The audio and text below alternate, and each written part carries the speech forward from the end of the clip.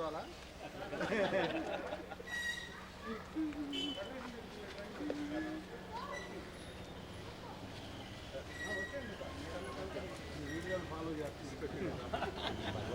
ఏం చెప్తున్నారు? రాజు గారు నమస్కారం.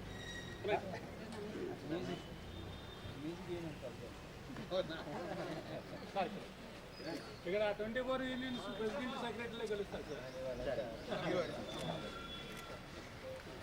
అన్న. మీరు కొంచెం పక్కకు సైడ్ వెళ్ళి పైకి వెళ్ళండి అందరు. కొంచెం సార్ పక్కన అందరూ వస్తారు.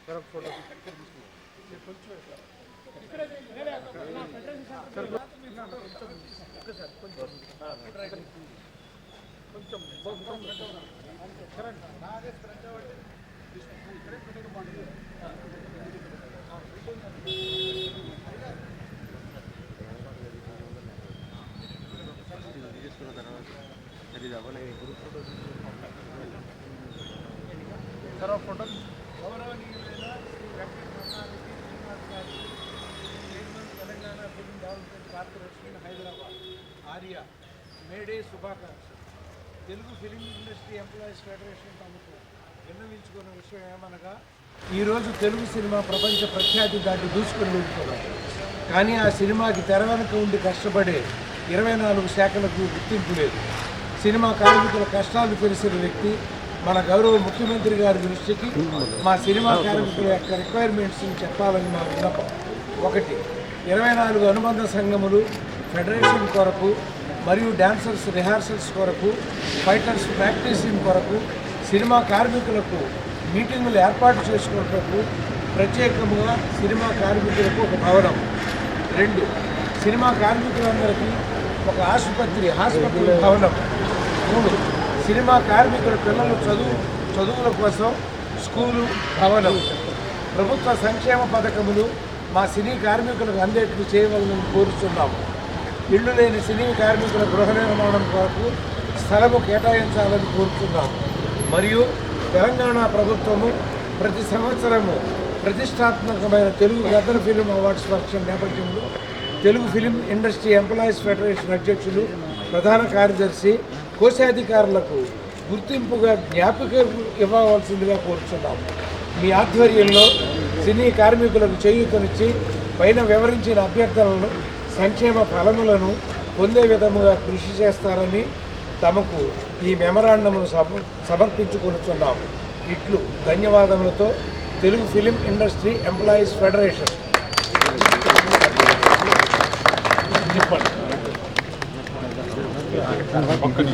ఒరువంతా దిల్ రాజు గారు. దిల్ అంటేనే మనసయ్యా. సార్ ఒకసారి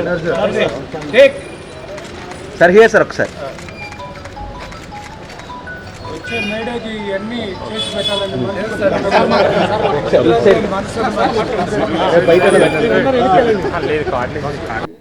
యూనియన్ దగ్గర మేడే జంటున్న 24 క్రాఫ్ట్స్ సంబంధించి వాళ్ళు ఎఫ్డీసీకి ఇటు గవర్నమెంట్కి కొన్ని వాళ్ళకి కావాల్సిన రిక్వైర్మెంట్స్ అడిగారు.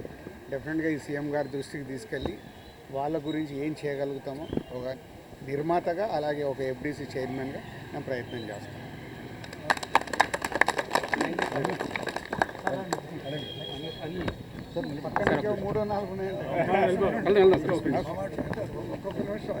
సినీ కార్మిక సోదరులందరికీ మీడియా శుభాకాంక్షలు.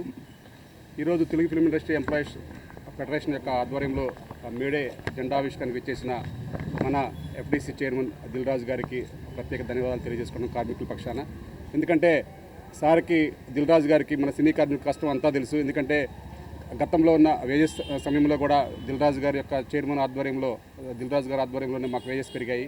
మరలా మా వేజెస్ విషయంలో కానీ అలాగే మా చిన్న కోరికలన్నీ కూడా ఒక మెమోరాండం రూపంలో దిల్ రాజు గారికి ఇవ్వడం జరిగింది. వారి ద్వారా మా కార్మికుల కష్టాలు తీరుతాయని మేము అందరూ ఆశిస్తున్నాము. కాబట్టి మరలా నెక్స్ట్ మేడే కల్లా మా దిల్ రాజు గారు మాకు మంచి శుభవార్త చెప్తారని చెప్పి ఆశిస్తున్నాం. Thank you. కార్మిక సోదరులందరికీ కూడా రెడ్ సాల్యూట్స్ అండి.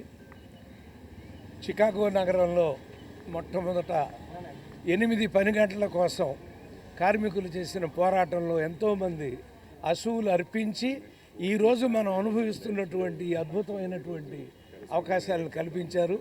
వారందరికీ ఒక్కసారి మన మనసులో నమస్కారాలు అర్పించుకుంటూ మన వల్లభనేని అనిల్, మావాడు సెక్రటరీ గారు,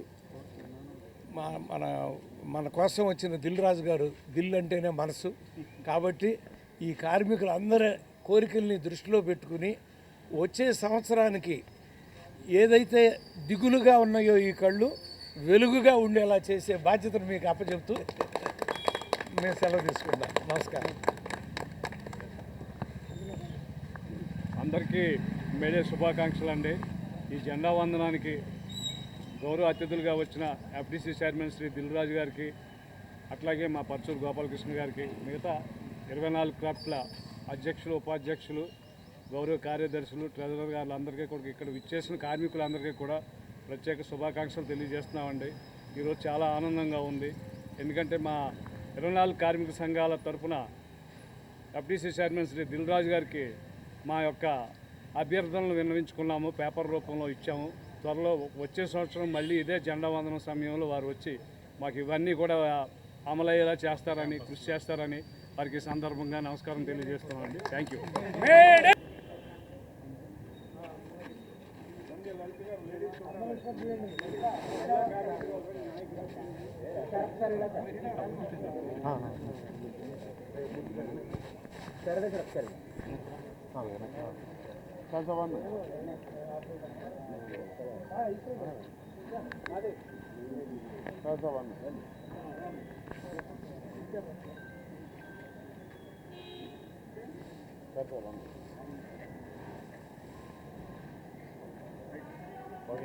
ఓకే.